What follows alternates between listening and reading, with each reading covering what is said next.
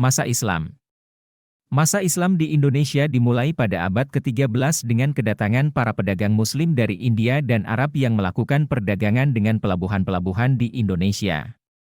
Namun, Islam secara resmi diterima oleh Raja pertama Kerajaan Samudera Pasai di Aceh pada abad ke-13. Kemudian pada abad ke-14, muncul kerajaan Islam pertama di Indonesia, yaitu Kerajaan Samudera Pasai.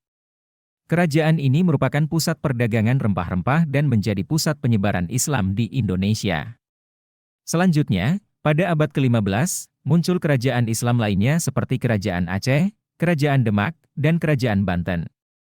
Kerajaan Aceh menjadi kerajaan Islam yang paling kuat dan berpengaruh di Indonesia pada masa itu. Mereka memiliki armada laut yang kuat dan menjadi pusat perdagangan rempah-rempah yang penting di wilayah tersebut. Selain itu, mereka juga mengembangkan seni dan kebudayaan Islam yang kaya dan beragam. Kerajaan Demak menjadi kerajaan Islam yang kuat dan berhasil menaklukkan kerajaan Hindu-Buddha seperti Kerajaan Majapahit pada tahun 1527. Kemudian, pada abad ke-16, muncul Kerajaan Mataram di Jawa Tengah yang berhasil menyatukan wilayah-wilayah kecil di Jawa dan menjadi kerajaan Islam yang kuat pada masa itu. Selain itu, pada masa Islam, terjadi perkembangan ilmu pengetahuan dan kebudayaan Islam di Indonesia. Beberapa ulama besar seperti Sunan Kalijaga, Sunan Giri, dan Syekh Yusuf berhasil menyebarkan agama Islam dan mengembangkan kebudayaan Islam di Indonesia. Mereka juga mengembangkan ilmu pengetahuan seperti astronomi, matematika, dan filsafat. Pada masa Islam, terjadi pula perkembangan sastra dan seni seperti sastra sufi, tari-tarian, seni kaligrafi, dan seni ukir.